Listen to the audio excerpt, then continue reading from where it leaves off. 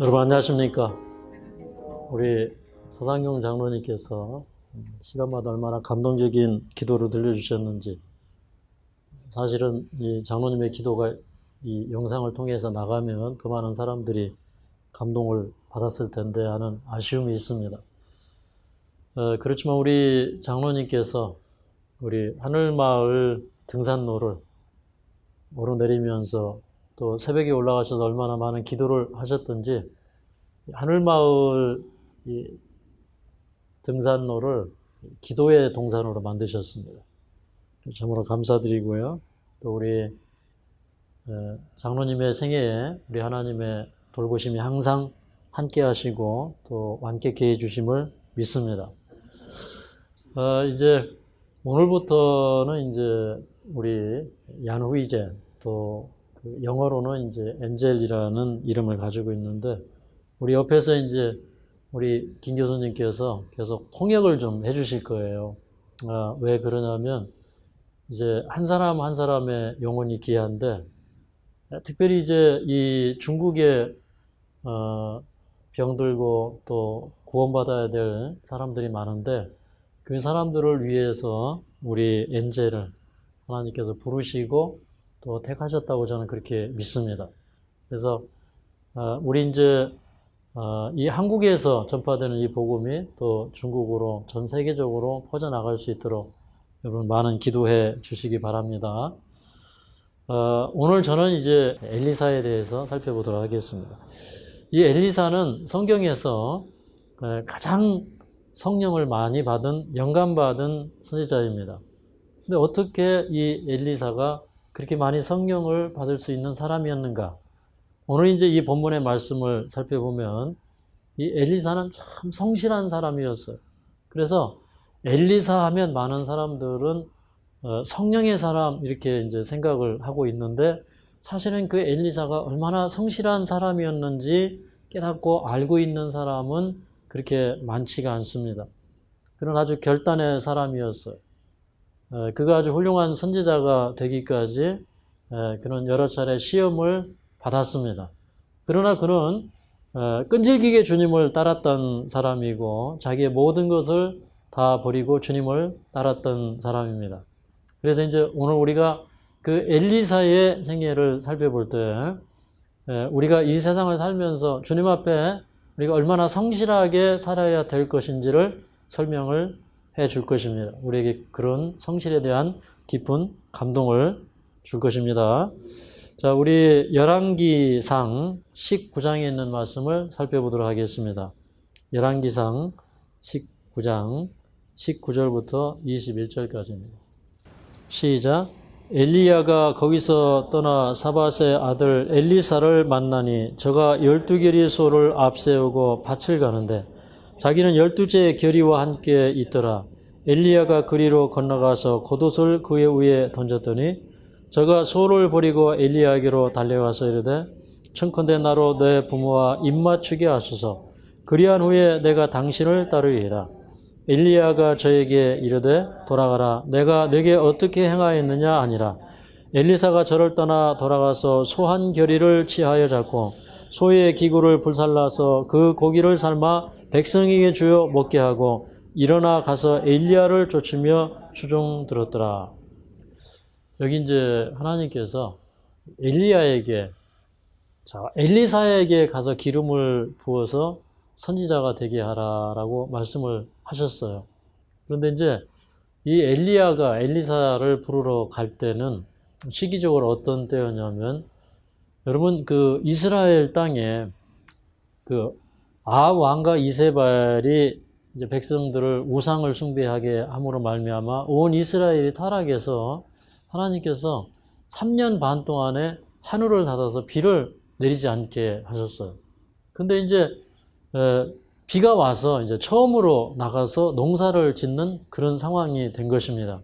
그러니까 그동안에 참 많이 힘들고 굶주린 시간들을 통과해서 이제는 농사 지을 때가 되어서 막 밭을 가려고 하는데, 그런데 이 선지자가 와서 이 엘리야를 부르는데 뭐라고 그러냐면 겉옷을 던지면서 나를 쫓으라고 얘기를 하는 것입니다. 그럴 때,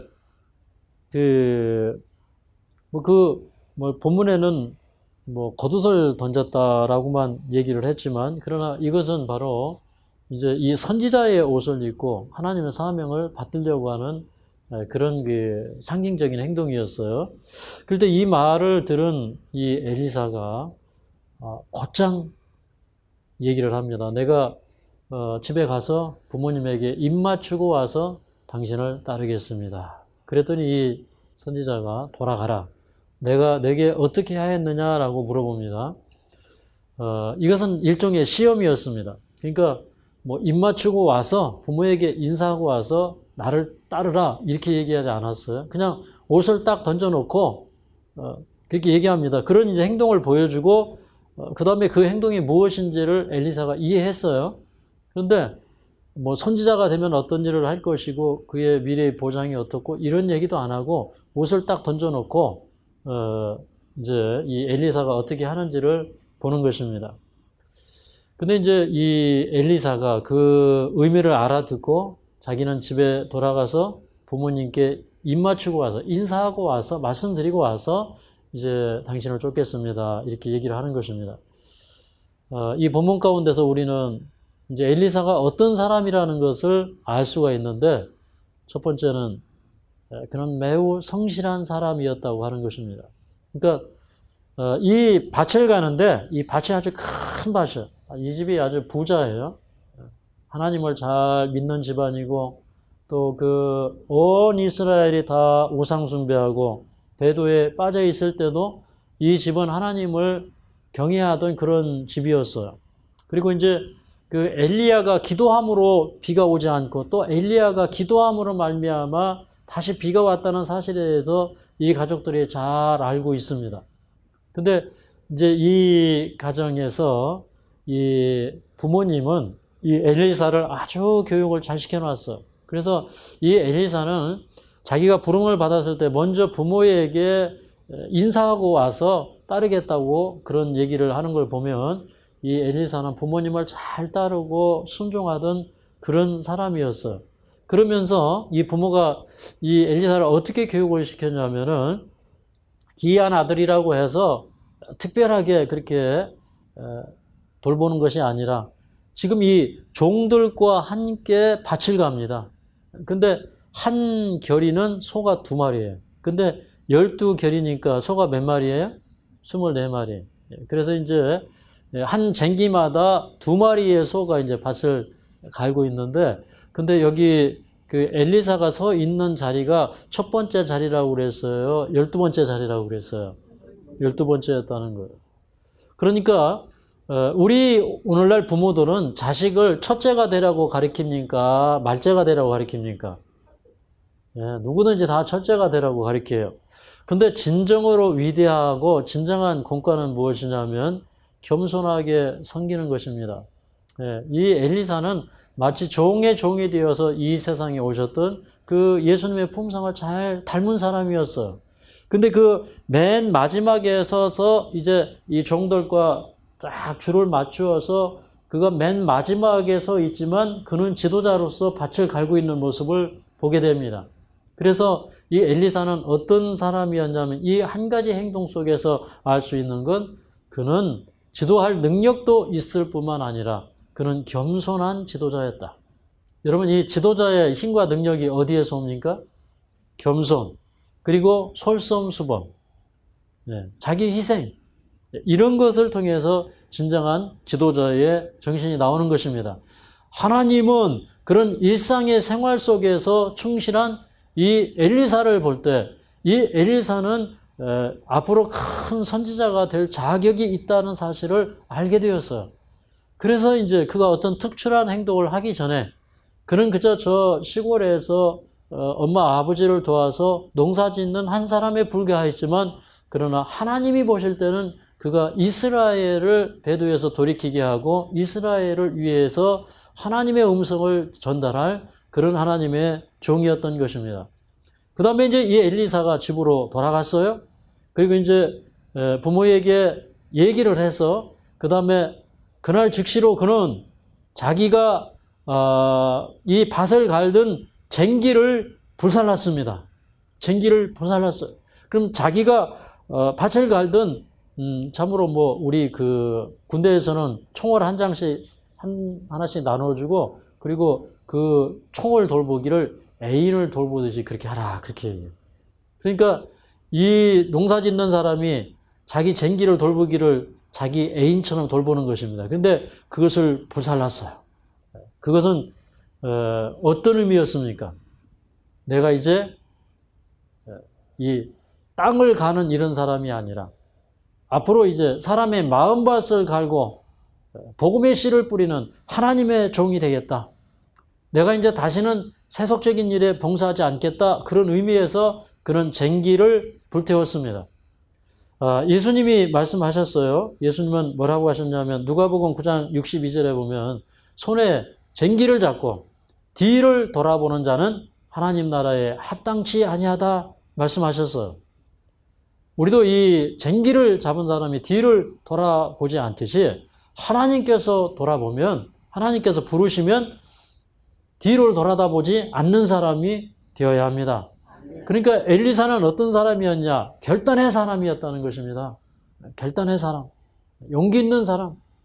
그리고 이제 자기가 돌보던 그 소 2마리를 잡아서 동네 사람들에게 그 잔치를 베풀고 초대해서 그다음에 음식을 먹게 한 다음에 그 동네 사람들과도 인사를 하는 것입니다.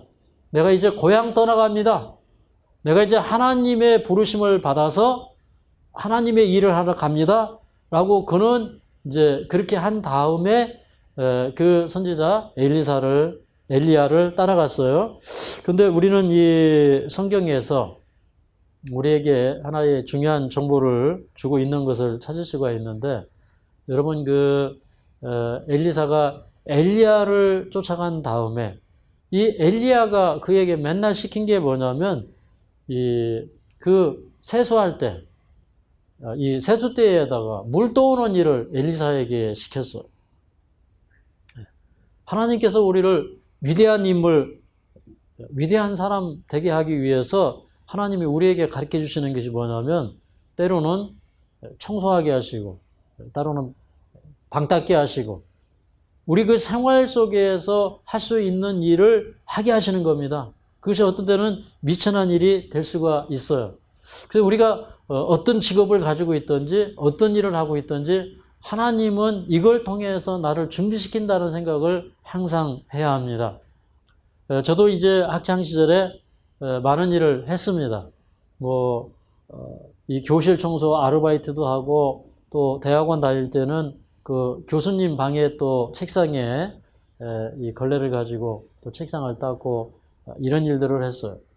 또 이렇게 이 교회에서 봉사할 때 이제 밥 먹고 나면 이렇게 상을 이렇게 개고 또 이 음식이 흘리면 바닥을 닦고 이제 이런 봉사를 했어요. 근데 그때마다 제 마음속에 주님께서 주시는 말씀은 내가 너를 지금 훈련하고 있다. 내가 너를 교육시키고 있다. 너는 성실해야 된다. 그런 그 감동들을 항상 저에게 주셨는데 이 엘리사도 그렇게 했다는 것입니다. 그래서 하나님께서 크게 쓰시는 사람들은 특별하게 그렇게 다른 사람들이 일을 하는 걸 안 하고 자기만 좀 특별하고 이런 사람들이 아니라는 것입니다. 하나님께서 사용하는 사람은 그저 이 미천한 일도 참 이 소명을 가지고 열심히 할 수 있는 이런 사람들을 하나님께서 쓰신다고 하는 사실을 알 수가 있습니다.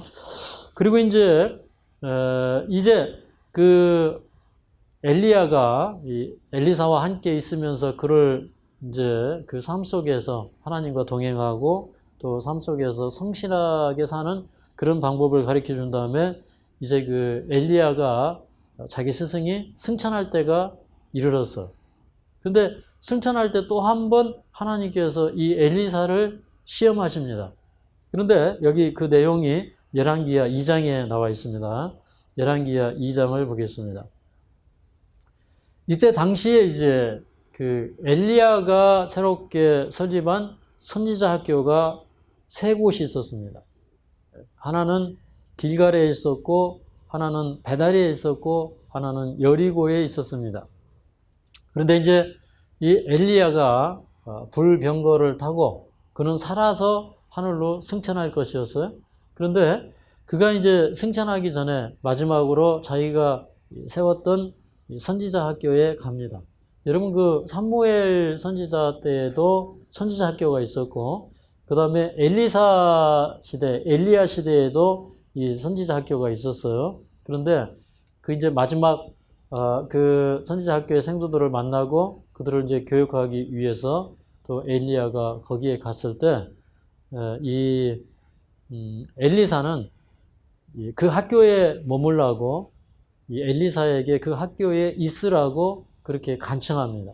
그런데 그때마다 엘리사는 하나님의 사신과 여호와의 사신과 또 당신의 하나님의 이 하나님의 이름으로 내가 맹세하는데 내가 결코 당신을 떠나지 않겠다고 얘기합니다. 여기 그 1절부터 몇 절을 좀 읽어보도록 하겠습니다.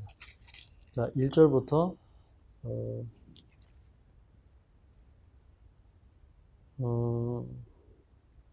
2절까지 읽어보도록 하겠습니다. 1절, 2절. 시작. 여호와께서 회립바람으로 엘리야를 하늘에 올리고자 하실 때 엘리야가 엘리사로 더불어 길갈에서 나가더니 엘리야가 엘리사에게 이르되 청컨대 너는 여기 머물라. 여호와께서 나를 베델로 보내시느니라. 엘리사가 하루되 여호와의 사신과 당신의 혼의 사함을 가리켜 맹세하노니 내가 당신을 떠나지 아니하겠나이다. 이 두 사람이 베델로 내려가니. 여기 보니까 이제 첫 번째 길갈에 갔는데 여기 이제 하나의 시험이 다시 엘리사에게 주어지는 것입니다. 내가 이제 저 베델로 가야 되는데 너는 여기 머물라 이렇게 얘기해요. 근데 여기 청컨대 너는 여기 머물라 그렇게 얘기했어요. 그러니까 제발 여기 머물라 이런 뜻입니다. 아주 간곡하게 얘기하는 것입니다. 당신은 여기 머물라. 나는 저 베델로 가야 되겠다. 그랬더니 이 엘리사가 자기 그 스승을 보살피고 자기가 이 선지자를 받드는 것이 자기의 의무라고 생각했기 때문에 이 엘리사는 결코 자기의 의무에서 떠나려고 하지 않습니다. 보통 사람들은 이제 자기 선생님을 따라다니면 어떻게 하면 내가 선생님을 앞지를까 이런 생각을 해요. 맞습니까? 네. 예전에 이제 우리 청년 하나가 설교를 하라고 그랬어요. 그랬더니 이제 설교를 하면서 이런 얘기를 했어요. 우리 그 목사님은 하나님을 버릴지라도 저는 하나님을 버리지 않겠습니다. 그렇게 얘기를 해요. 근데 그거는 참 좋은 얘기 같은데 잘못 들으면 그게 참 좋은 얘기가 아니에요. 네. 네. 그거는 이제 이 청년의 마음속에 어떤 마음이 있었냐 하면은 우리 선생님을 보니까 별거 아닌 것 같은데 내가 선생님을 좀 앞서야 되겠다 이런 생각이 있는 것입니다. 그래서 이제 마지막에 성경에 보면 이제 그 예수님이 올 때 이제 살아서 승천할 14만 4천인이 있어요. 근데 이 설교를 하면서 이 목사님은 14만 4천에 못 들어갈지 모르지만 나는 14만 4천에 들어가겠다 이렇게 얘기를 해요. 예. 근데 그게 뭐냐면 우리 그 모든 사람들의 심령 속에 그 마음이 있어요.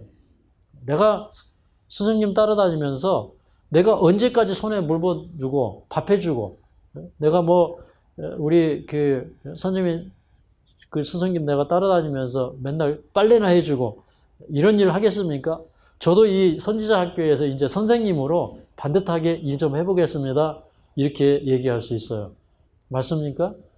그런데 이 엘리사는 뭐라고 하냐면 여호와의 사신과 당신의 혼의 사함을 가리켜 맹세하는데 내가 결코 당신을 떠나지 않겠습니다.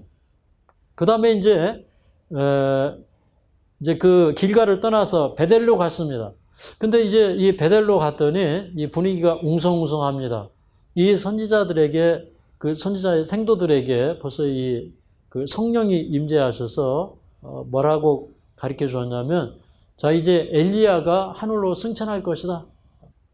그런 이제 이 계시를 받은 이 선지자 학교의 생도들이 있는 것입니다. 그러니까 이 당시에 선지자학교 생도들은 참 대단한 그런 이 생도들이었어요.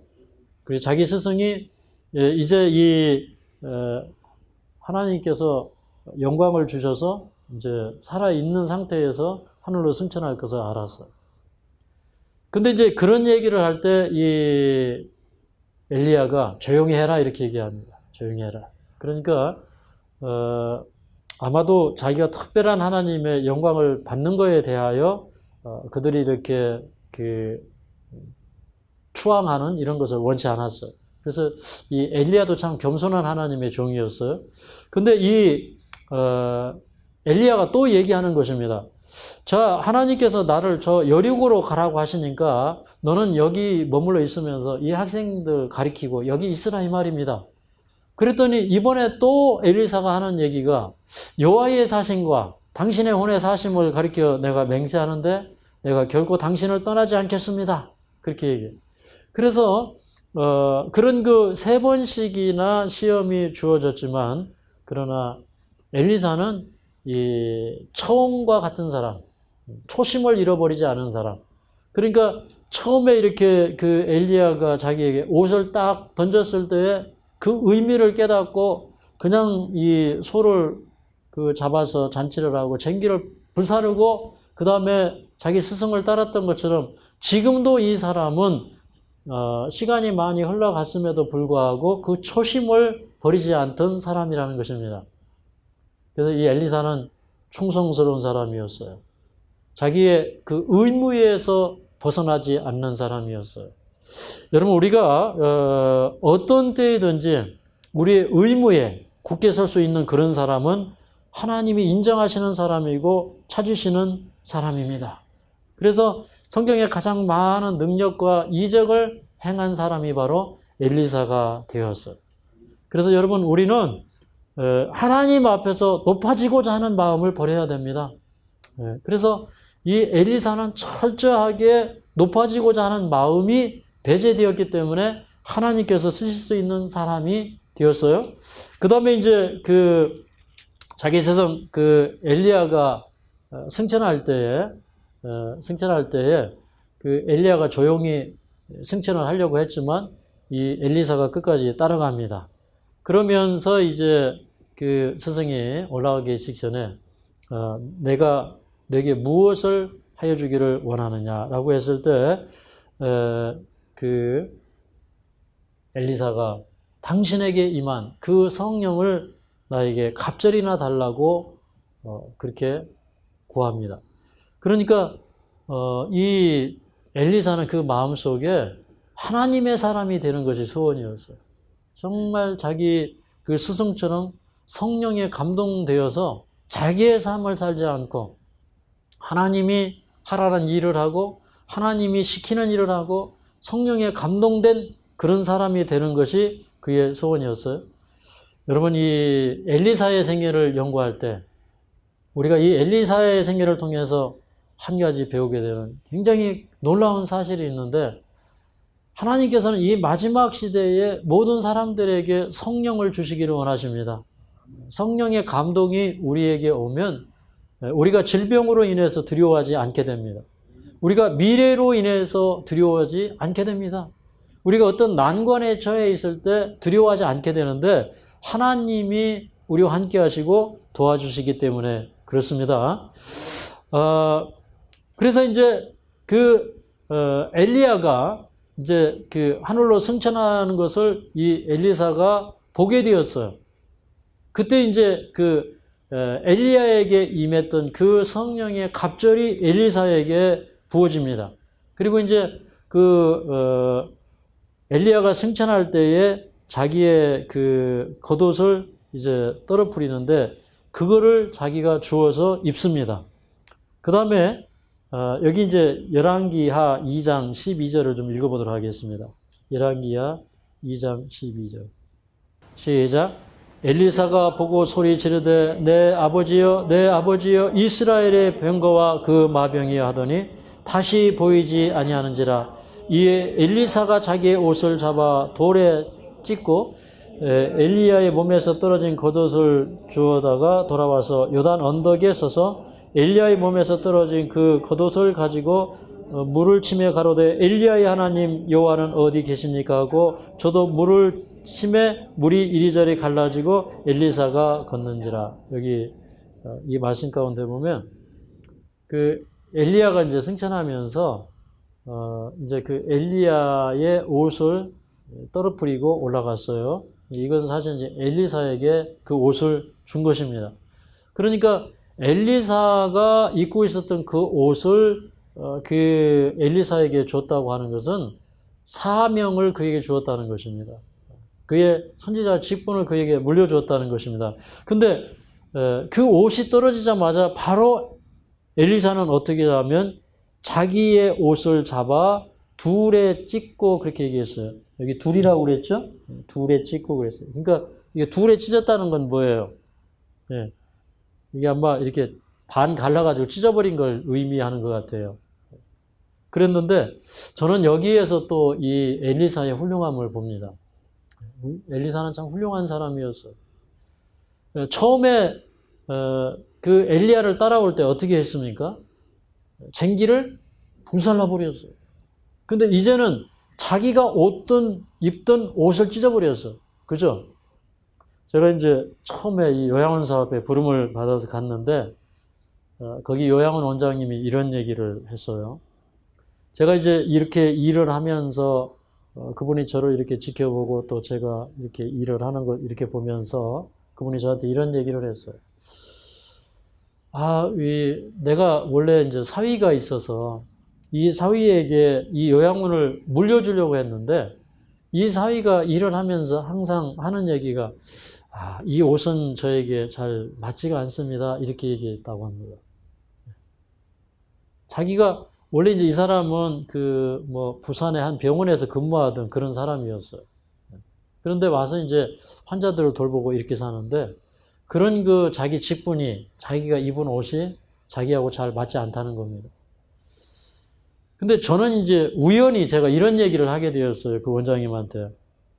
저는 이 옷이 저에게 참 잘 맞습니다. 이렇게 얘기를 했어. 그랬더니 그 원장님이 저한테 이런 얘기를 했어요. 자기가 볼 때에 전도사님은 이 옷이 참 잘 어울립니다. 참 꼭 맞는 옷입니다. 그랬는데 이 엘리사가 이제 이 사업에 부름을 받았을 때 자기 옷을 찢어버렸어요. 그리고 그 선지자의 옷을 입습니다. 여기에서 우리는 또 엘리사의 그 됨됨이를 보게 되는 것입니다. 엘리사는 참 믿음의 사람이었습니까? 예. 하나님께서 어떤 일을 맡겨주시든지 그는 그 일에 목숨을 걸고 자기 생애를 거는 사람이었어요. 그러니까 자기가 이제까지 입고 있던 옷을 찢어버리는 것입니다. 자기가 이제 전적으로 하나님의 사람으로 살겠다고 하는 것입니다. 그 다음에 이제 스승이 승천을 한 다음에 그 다음에 이제 그 여리고에 있는 사람들이 이 엘리사를 찾아와서 부탁을 하는 것입니다. 원래 이제 여리고는 그 여호수아가 예전에 한 600여 년 전에 이 가나안 땅에 들어왔을 때 근데 하나님께서 누구든지 일어나서 여리고성을 재건하지 말라고 그랬어요. 근데 여리고성을 하나님께서 무너뜨리고 재건하지 말라고 한 것은 왜 그랬냐면 이 여리고성이 사실은 아수다라 숭배의 중심지였어요. 아수다라. 그런데 이 이스라엘 왕 아합이 자기 아내를 저 북쪽에 있는 시돈에서 데려왔는데 이 시돈 지역의 사람들이 이 아스다롯을 열렬하게 숭배하던 사람들이었어요. 그러니까 아합에게 이세벨이 그 왕비로 지금 있는 동안에 이 담대해진 베델 사람 히엘이 일어나서 여리고성을 재건하는 것입니다.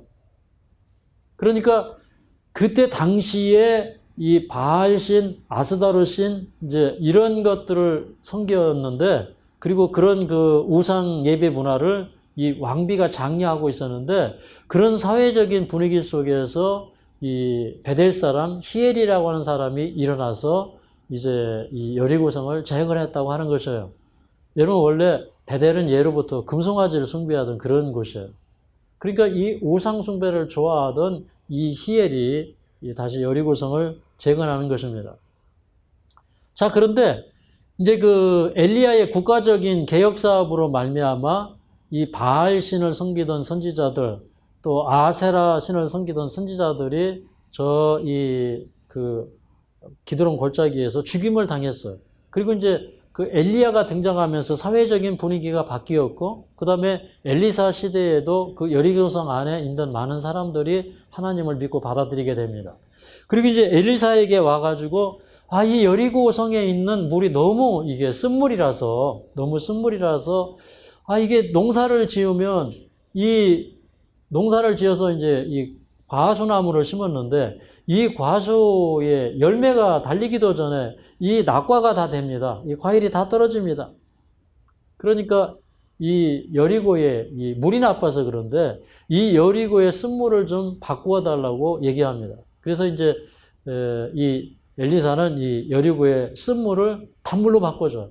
근데 단물로 바꿔주는데 이 엘리사가 내린 처방이 뭐냐면 이 새 그릇에 소금을 가져다가 물 근원에 던지라 그렇게 얘기합니다.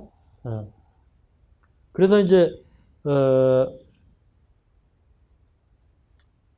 이제 엘리사가 이제 그 소금과 이 새 그릇을 가져오라고 해서 이제 엘리사가 그 물 근원에 나아가서 이렇게 던지니까 쓴물이 단물로 바뀌었어요. 여러분, 우리 이 성경에 나오는 이 쓴물은 무엇일까요? 쓴물. 그 다음에 이 나무를 심었는데 이 나무가 낙과돼요. 이것은 무엇을 의미할까요? 죄요? 예. 여러분, 이 거듭나지 못한 사람은 심령 속에서 쓴물이 나올까요? 단물이 나올까요? 쓴물이 나와요. 그죠? 여러분, 수가의 우물가의 여인이 예수님을 만나기 전에 그 심령에서 쓴물이 나왔어요? 단물이 나왔어요? 쓴물이 나왔어요. 그죠? 그리고 그 물은 맛도 없고 마셔도 목마른 물이었어요.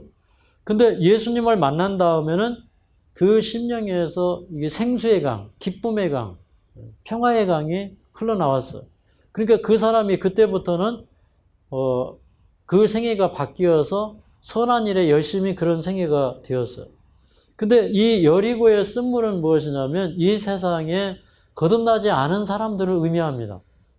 근데 그 거듭나지 않은 사람들이 이 단물로 바뀌는 건 뭐냐면 하나님의 은혜로 말미암아 거듭나는 것이에요. 근데 그 쓴물을 단물로 바꾸기 위해서 필요한 것이 무엇이었냐면 새 그릇이었습니다. 새 그릇. 우리는 그 옛 생애를 개량하는 생애를 사는 게 아니라 새 사람을 입어야 돼요. 그 새 사람이 누구예요? 예수 그리스도로 옷 입는 것입니다. 새 그릇이 필요해요. 그리고 이제 그 쓴물을 단물로 바꾸는 그런 그 효력 있는 그 재료가 있었는데 그게 뭐냐면 소금이었어요. 소금. 소금은 무엇을 상징합니까? 소금. 뭐 같아요? 소금. 썩지 않는 거? 네. 성령? 네. 뭐 성령도 되고 썩지 않는 것도 되고 다 돼요. 이건 그리스도의 의입니다. 그리스도의 의. 여러분, 예수님이 우리 마음속에 오시면 우리가 의를 옷 입게 돼요. 우리는 의로운 사람이 돼요. 그러면 그 사람이 있는 곳에는 항상 평안이 있어요. 맞습니까? 그리고 그 사람이 있는 곳에는 성령의 감화가 있어요. 그래서 예수님 뭐라고 하셨냐면 너희는 세상에 빛이고 소금이다 그렇게 말씀하셨어요. 그 소금은 이렇게 거친 그 채소를 절입니다. 그러니까 이제 사람들이 이렇게 분위기가 좋지 않고 다 이기적이고 이제 그런 곳에 그리스도인이 가면은 거기에서 사람들에게 모범을 보여주고 선행을 하고 사람들에게 친절을 베풀고 하기 때문에 소금이 되는 것이에요. 맞습니까? 그러면 이제 여러분 거듭나지 못하는 사람은 열매를 맺어요, 못 맺어요? 못 맺어요. 자기 힘으로 무엇인가 해보려고 하지만 결국 그 열매가 떨어집니다. 그러나 우리가 주님 안에서 새 사람을 입고 새롭게 되면은 그 열매가 풍성하게 맺히는 거죠. 자, 이제 그런 일을 이제 이 엘리사가 함으로써 그 선지자의 일을 시작을 하는데, 그런데 이제 이 엘리사는 이제 성격이 어떤 사람이었냐면 굉장히 친절하고 온유한 사람이었어요. 사람들이 보면은 이렇게 좀 바보같이 생긴 거예요. 이 세상 사람들은 어때요? 좀 자기 목에 힘도 좀 주고 좀 이렇게 위험도 세우고 이러는데, 이 엘리사는 뭐 이 밭에서 이렇게 밭을 갈고, 그 다음에 그 선지자를 부름을 받은 다음에도 맨 뭐만 하고 살았어요? 맨 빨래하고 밥 짓고 불 떼고 이런 일 하고 살았어. 근데 이 엘리사는 보니까 굉장히 유순하고 온유한 사람이에요. 그래서 이제 한 번은 이제 이 엘리사가 딱 이렇게 베델을 지나가고 있는데, 이게 젊은 청년들이 와가지고 이 엘리사를 보고 놀리는 겁니다. 이 엘리사가요, 이 나이도 젊은 사람이 대머리였어요. 대머리니까 사람들이 보니까 이게 젊은 사람이 보니까 이게 대머리예요. 그러니까 좀 가짜나 보이는 겁니다. 그러니까 이 청년들이 뭐라고 했냐면 대머리에 올라가라, 대머리에 올라가라 그렇게 얘기하는 거예요. 그러니까 너도 네 스승처럼 한번 승천해봐라 이러면서 이 하나님의 능력을 조롱하고 이 선지자를 조롱하는 것입니다. 그런데 그때 이제 여기 열왕기하 2장 24절에 보니까 이 수풀 속에서 앙금 둘이 나와서 여기 42명을 찢어 죽였다 그렇게 얘기해요. 여러분 원래 이 엘리사 자기 스승은 굉장히 좀 뭐라고 그럴까요? 단호하고 용기 있는 사람이었어요.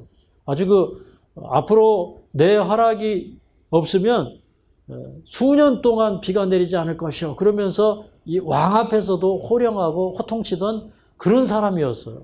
그리고 이스라엘 많은 백성들 앞에서 너희가 오늘날 선기자를 택하라.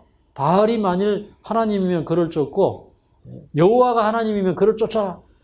그러면서 자기 스승은 굉장히 담대하고 용기 있는 그런 사람이었는데, 이 엘리사는 너무 유순하고 이게 평화의 선지자예요. 자기 스승은 공의의 선지자였다면 평화의 선지자. 그러니까 그런 사람들은 업신여기기가 쉬워요. 그런데 하나님께서 하나님이 세우신 종을 업신여기면 안 된다고 하는 경고로서 어떻게 했냐면 42명의 청년들을 이 곰의 입에 죽게 만듭니다. 그래서 이제 이 엘리사가 사람들에게 무시당하지 않고 힘을 가지고 일할 수 있는 사람이 돼요. 여러분, 우리가 겸손한 모습으로 살아갈 때, 그게 사람들은 그게 약점이라고 생각할 수 있어요. 그래도 우리는 끝까지 어떻게 해야 됩니까? 겸손해야 돼요. 그래서 이 종의 권위는 누가 세워주는 겁니까? 보니까 하나님이 세워줘요. 사람이 안 세워주니까 곰이 세워주는 거예요. 아시겠죠? 그런 모습을 우리가 볼 수 있는데, 그러니까 그럴 만큼 이 엘리사는 부드러운 사람이었고 유한 사람이었다는 겁니다. 그러나 그런 원칙에 있어서 하나님의 뜻을 따르는 데 있어서는 얼마나 철저하고 강인한 사람이었는가를 볼 수가 있어요. 그러니까 우리는 사람 앞에 겸손하지만 우리는 하나님 앞에서 더 겸손한 사람이 되어야 되고, 또 겸손해도 원칙에는 굳게 서는 그런 사람이 되어야 합니다. 그 다음에 이제 우리가 이제 열왕기하 4장으로 가면요, 이 엘리사의 선지자 사역을 하나하나 보면 거기 우리에게 주는 감동이 아주 귀하다는 걸 우리가 느낄 수가 있는데, 이 4장에 보면 선지자의 생도들, 선지자 학교의 학생 가운데 하나가 결혼한 사람이 있었는데, 근데 이 사람이 죽고 그 뒤에 자기 아내와 두 아이가 남았어요. 근데 이 여자가 자기 남편이 죽은 다음에 먹고 살 길이 막막한 것입니다. 근데 집에 이제 양식이 떨어졌어요. 그래서 이제 이 엘리사에게 와서 우리 남편이 이렇게 선지자 학교의 학생으로서 이렇게 살았고, 참 우리가 이렇게 어려운 형편 속에서도 아이들 키우면서 우리 남편이 하나님 사업한다고 그렇게 살았는데, 근데 이제 우리가 먹을 게 없고, 그 다음에 우리가 이제 빚을 져서 이제 채주가 와서, 그러니까 돈을 빌려준 사람이 와서 우리 두 아이들을 종으로 삼으려고 합니다. 종으로 데려가려고 합니다. 이런 때 내가 어떻게 해야 되겠습니까? 하고 와서 이제 이 선지자에게 사정을 하는 것입니다. 그랬더니 이 선지자가 너희 집에 무엇이 있느냐 이렇게 물어봅니다. 무엇이 있느냐. 그랬더니 저희 집에는 기름 한 병밖에는 없습니다. 그랬더니 이 선지자가 하는 얘기가 뭐냐면 자, 이웃집에 가서 그릇을 많이 빌려오라 이렇게 얘기합니다. 그릇을 많이 빌려오라. 조금 빌리지 말고 많이 빌려오라 그렇게 얘기해요. 그 다음에 이제 이 두 아들들을 데리고 나가서 집집마다 다니면서 그릇을 빌려달라고 해서 그릇을 빌려왔어요. 그 다음에 어떻게 하라고 했냐면 두 아이를 데리고 골방으로 들어가서 기도하라는 것입니다. 여기 이제 또 선지자는 자기가 성실하게 살았기 때문에 성실의 공과를 가리키는 것입니다. 그래서 이제 그 두 아이를 데리고 들어가서 그 선지자의 성도의 아내가 기도하는 것입니다. 이 과부가 기도하는 것이에요. 근데 기도하고 이제 그 기름병을 갖다가 그 빈 그릇에 따르니까 이게 멈추지 않고 계속 나오는 거예요. 그죠? 계속 나와요. 그래서 이제 그 아들들이 계속 새 그릇을 갖다가 주고 계속 채우다가 나중에 이제 한참 채운 다음에 그릇이 또 없느냐 그랬더니 애들이 없습니다 하는 순간에 이 기름병에 기름이 딱 떨어졌어요. 여기에서 우리는 한 가지 교훈을 배우는 것입니다. 여러분 제가 이 복음 사업을 하다 보니까 이 복음 사업, 이 구호봉사는 뭐가 있어서 하는 사업이 아니더라고요. 예. 제가 이제 여기 평창에 올 때 빈손으로 왔어요. 빈손으로. 제가 1년 반 봉사하다가 빚내서 차를 사고 하는 바람에 빚은 더 늘어났고 여기 올 때 땅 살 돈도 없고 아무것도 없었어요. 그래서 이제 이 사업을 하다 보니까 참 많이 빌렸어요. 예. 옆집에 가서 많이 빌려와야 이 사업이 되더라고요. 그런데 여기 뭐라고 했냐면 빌리는데 조금 빌리지 말고 많이 빌리라 이렇게 얘기했어요. 여러분 이 기름은 성령을 의미합니다. 여러분 이 빈 그릇에 성령이 부어지는 거예요. 근데 큰 그릇에는 성령이 크게 부어지고 작은 그릇에는 작게 부어져요. 맞습니까? 이 엄마와 아이들이 배울 교훈들이 있었죠. 그러니까 우리가 어렵다고 그래서 그냥 감나무 밑에 가서 입 벌리고 있으면 안 돼요. 우리가 할 수 있는 일을 하는 것입니다. 근데 이 엄마와 아이들이 할 수 있는 일은 이웃집에 가서 그릇을 빌려오는 일이었어요. 그래서 우리가 그런 것 같습니다. 이 자존심, 그냥 나는 없어도 빌리지 않는다. 이런 거는 필요치 않아요.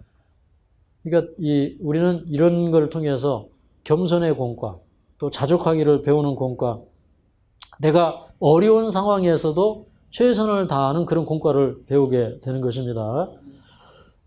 그 다음에 이제 그 4장 8절부터는 엘리사가 이제 이 수넴이라는 그 지역을 방문할 때 거기 이제 한 그 믿음의 독실한 여자가 있었습니다. 그래서 이 성경에는 이 여인을 아주 귀한 여인이라고 그렇게 얘기하고 있는데 이 여인이 엘리사가 그 마을을 지날 때마다 자기 집에 이제 그 아주 간절하게 그 간청을 해서 대접을 해요. 그 대접을 하는데 그런데 하루는 이제 자기 남편한테 얘기를 합니다.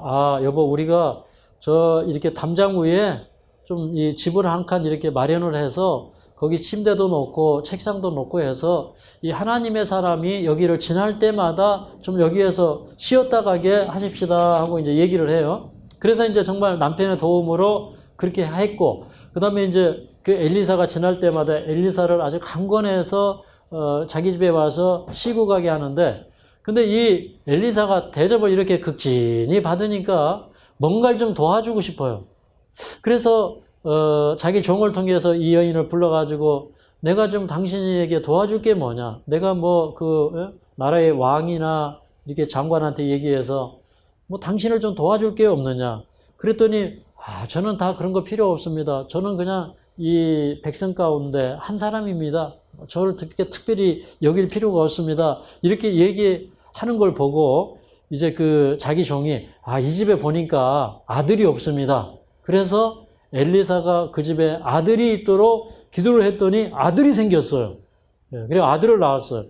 근데 이제 하나님의 축복으로 이 아들이 이 집안에서 자라나는데, 그런데 이 아이가 이제 자라나서 바깥에 추수하러 가는데 따라갈 만큼 성장을 했어.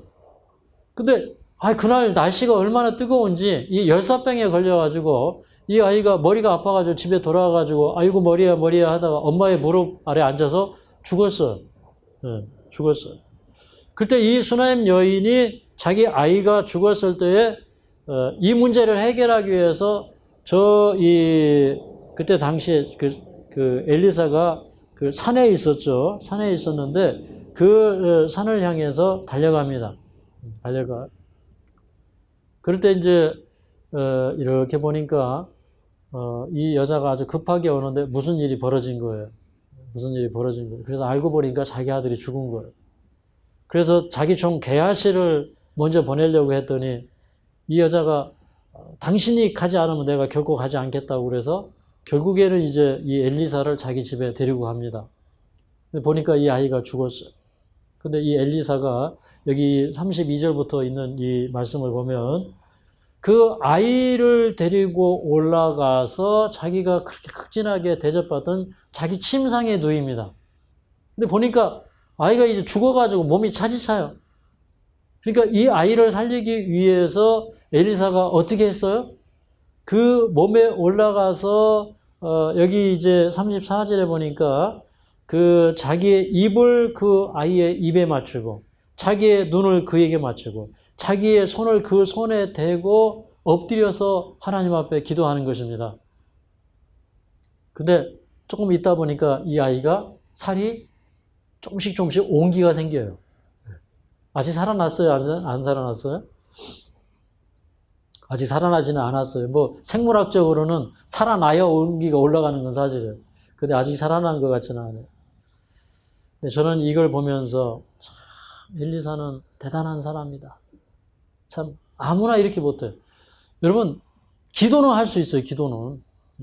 우리 서장로님 기도 참 열심히 하시고 감동적이고 그렇죠. 근데 기도를 짧게 해도 감동 있게 하십니다. 사실은 대표 기도는 짧게 해야 돼요. 짧고 감동 있게 해야 돼요.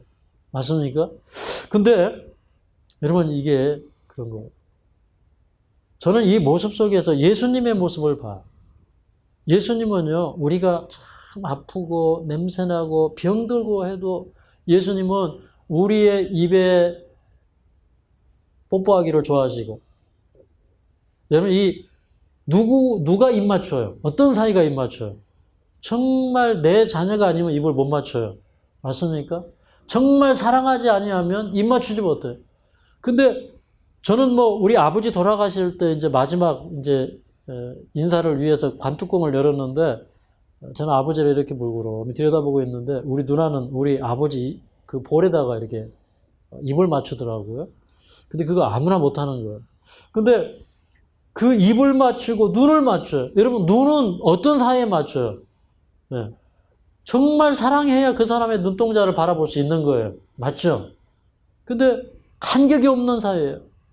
평상시에도 이 엘리사가 아이 참 예뻐했겠죠. 그런데 입을 맞추고 눈을 맞추고 손을 맞추고 그러니까 우리의 이 생애가 이래야 돼요. 예수님과 입 맞춰야 돼요. 예수님 딴소리 우리 딴소리 이러면 안 돼요.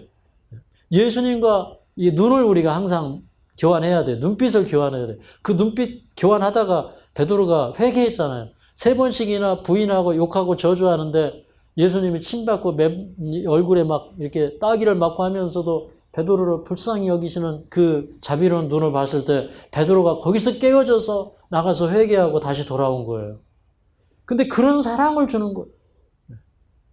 근데 조금 있으니까 이제 자기가 추워지잖아요. 그죠? 차가운 시체에 엎드리니까. 그런데 내려와서 막 이리저리 다니다가 또 올라와요. 또 했어. 그랬더니 이 아이가 나중에 7번 재치기 하고 켈록켈록 하더니 깨어났어. 저는 이걸 보면서 엘리사는 사랑의 선지자. 그리고 참 용기 있고 무엇보다도 끈기 있어요. 끈기. 예. 어떻게 하냐면 아니 죽은 시체를 그냥 끌어안고 데워버리는 거예요. 그러니까 얼마나 사랑이 많고 참 얼마나 충성됩니까? 이런 모습을 보면서 이런 사람이 어떻게 성령을 안 받겠어요? 맞습니까? 예. 우리는 그냥 죽었으니까 놓아줘. 근데 엘리사는 놓아주지 않았다는 거예요. 이게 인류의 운명을 부여잡고 겟세마네 동산에서 이 지구를 부둥켜 안으시고 그 땀방울이 핏방울이 되도록 기도하신 그 예수님의 모습을 보면서 야, 엘리사의 이런 모습은 예수님의 한 부분이구나. 예수님을 표상하는 한 부분이구나. 그것을 깨달을 수가 있어요. 그 다음에 이제 38절 보면 또 감동적인 이야기가 기록이 됩니다. 이 엘리사가 이제 한 번은 길갈 선지자 학교에 가서 그랬더니 이 가난한 시절에 이 생도들이 먹을 게 없어가지고 쫄쫄 굶고 있는 것입니다. 근데 와가지고 먹을 게 없습니다. 그러니까 뭐라고 그랬냐면 이 엘리사가 여기 38절에 보면 큰 솥단지를 걸고 국을 끓여라 이렇게 얘기해요. 야, 저는 이 말씀에 감동을 받았어요.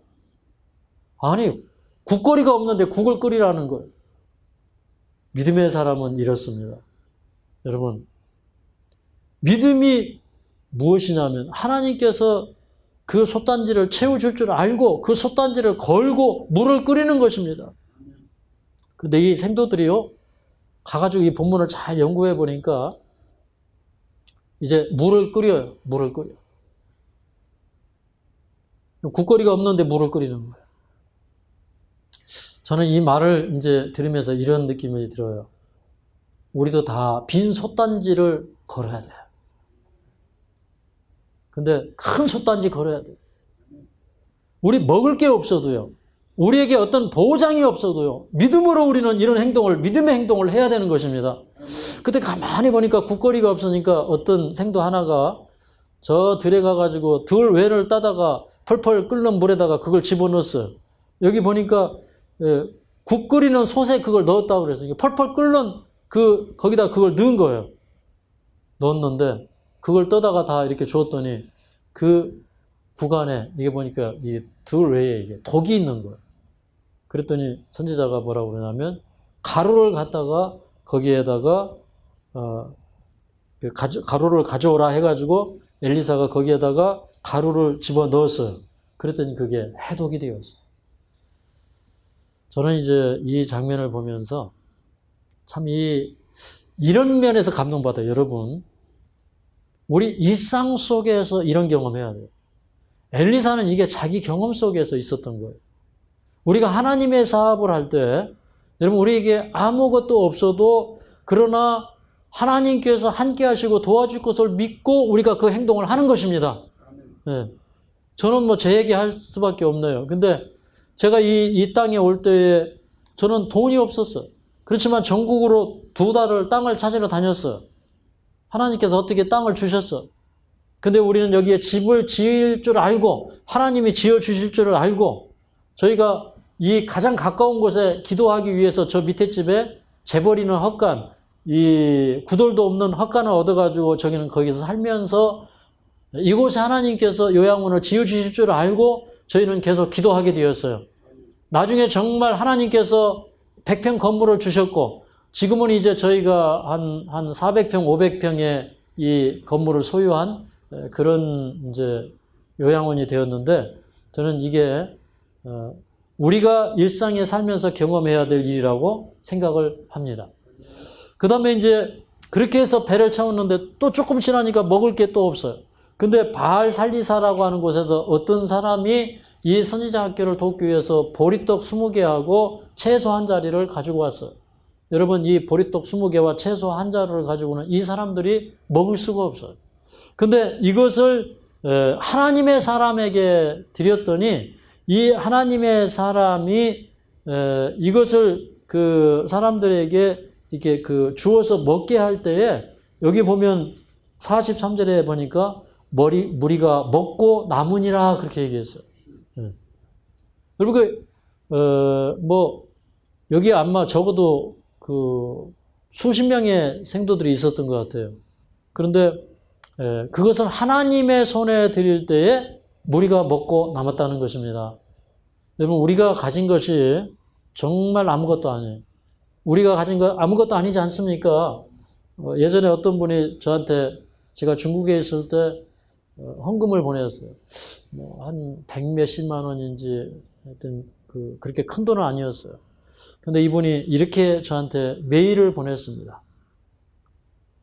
목사님, 제가 가진 전 재산의 3분의 1을 주님의 사업을 위해서 헌신합니다. 그리고 이제 그 돈이 딱 왔는데 그때 100몇십만 원이었어요. 제가 이제 후에 그분이 사는 곳을 방문하게 되었는데 가보니까 집도 없이 컨테이너, 여러분 컨테이너 아시죠? 그냥 그거 그대로 컨테이너예요. 안에만 이렇게 내장이 되어 있는 컨테이너를 놓고 거기서 고추 농사 하시면서 사는 모습을 보게 되었어요. 제가 그때 얼마나 감동을 받았는지 몰라요. 그래서 우리가 이제 그런 도네이션을 받아가지고 선교 사업을 할 때 제가 아이들하고 똑같이 우리 선교 자금을 재무에게 맡겨놓고, 목욕할 때 목욕비 타 쓰고, 이발하러 갈 때 이발비 타 쓰고, 우리 신발을 사든지 옷을 사든지 똑같이 나누어서 먹고 살던 그 시절이었는데, 우리가 그런 분들의 도움을 받아서 선교 사업을 할 때 정말 우리가 돈 10,000원짜리 한 장을 쓸 때도, 이게 얼마나 이 소중한 돈인가를 생각하면서 살게 되었어요. 네. 그런데 그런 것입니다. 우리가 가진 것이 적어도 그것을 하나님께 드리면 하나님께서 그걸 풍성하게 사용하신다고 그런 영적인 원칙을 우리에게 주시는 것입니다. 그 다음에 이제 열왕기하 5장에 보면 아람 사람 나아만이 왔을 때, 여러분 그 나아만에게 저 요단강에 가서 몇 번 씻으라 그랬어요? 7번 씻으라. 이 나아만에게 이 선지자가 가르친 것이 무엇이냐면 성실을 가르치는 거예요. 성실을. 이 선지자의 학교에서 가르친 것이 무엇이냐면 성실을 가르치는 거예요. 그릇을 빌려오라 이거예요. 근데 빌리는데 조금 빌리지 말고 많이 빌려오라 이 말이에요. 우리가 하나님 사업에도 열심히 해야 되고 성실하게 해야 돼요. 왜 그러냐면 성령은 준비된 만큼 부어지기 때문에 그렇습니다. 그래서 이제 그런 축복을 받았고, 그 다음에 이제 참 이 생애에 너무 소중한 것들이 많지만, 여기 13장, 열왕기하 13장으로 가서 한 가지 설명을 하고 마치겠습니다. 여기 요아스 왕 때에, 이제 이 아람 제국이, 이제 요아스 이전 왕들 때도 그렇고 계속해서 이스라엘을 침공해서 이스라엘을 아주 어렵게 하는 것입니다. 근데 이스라엘이 아직도 하나님 앞에 온전하지 못했기 때문에 하나님께서 아람을 통해서 계속해서 하나님의 살아계심을 이제 목도하게 하시는데, 근데 이제 엘리사가 나중에 이렇게 병들어 이제 누워 있어요. 여러분 참 엘리사는 참 성실한 사람이고 죽은 자도 살리고 성경에서 가장 많은 이적을 행하였지만, 그러나 하나님께서 나중에 이 엘리사가 죽을 때 여러 해 동안 병들어서 고생하다가 죽게 하셨어요. 그건 우리에게 무엇을 의미하냐면, 여러분 침례 요한이 감옥에서 목베임 당함을 허락하셨던 것처럼 이 병들어서 죽으면서도 끝까지 하나님을 신뢰하고 그의 성실성을 그는 깨뜨리지 않았어요. 그것은 오늘날 병들어서 죽는 모든 사람들에게 귀감이 됩니다. 우리가 병들어서 죽을 수도 있어요.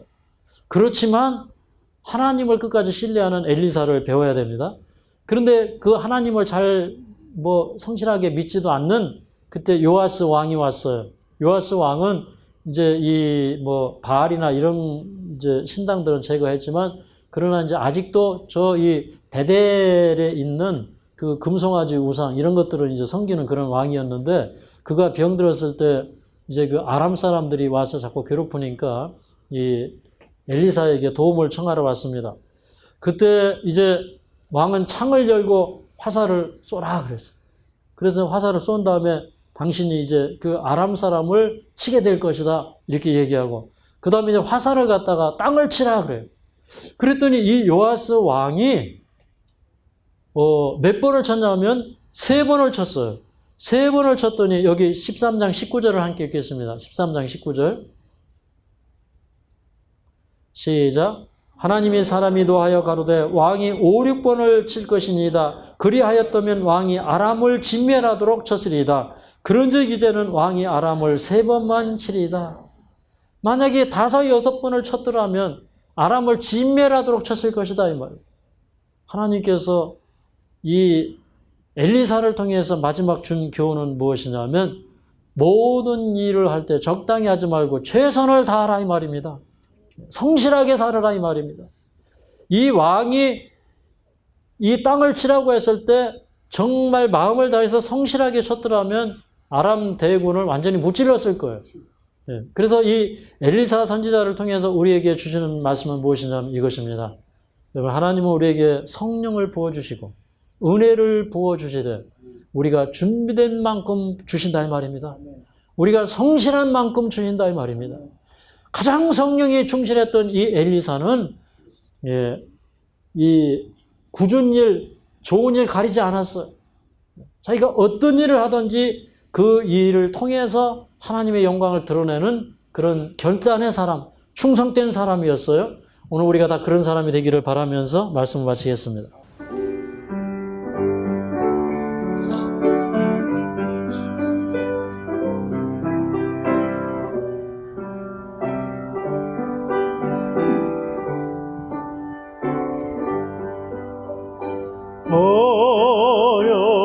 어려운 일 당할 때 나의 믿음 자기나 이지 않은 내 주를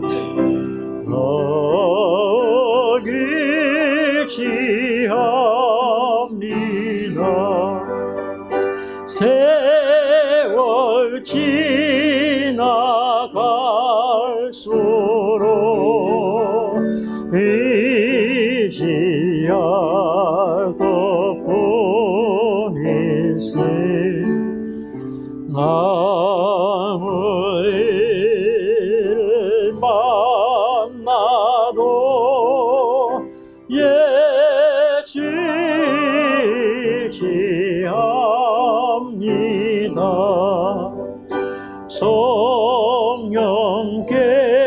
성령께서 내 맘에 밝히 비춰 주시니 인도하심 따라서 저만 의지합니다. 세월 지나갈수록 잊지 않고 뿐이세 아무 일을 만나도 예수 지합니다. 밝을 때에 노래며 어두울 때에 기도와 위태할 때 도움을 깊게 간구합니다.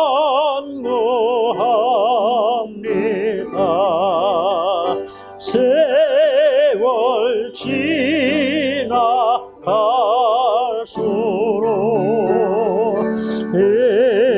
잊지 않고 뿐이세 아무 일을 만나도 예수 의지합니다. 생명이 있을 동안에 예수 의지합니다. 전국 올라가도록 의지하고 부르세 세월 지나갈수록 의지하고 부르세 아무 일을 만나도 예수 의지합니다.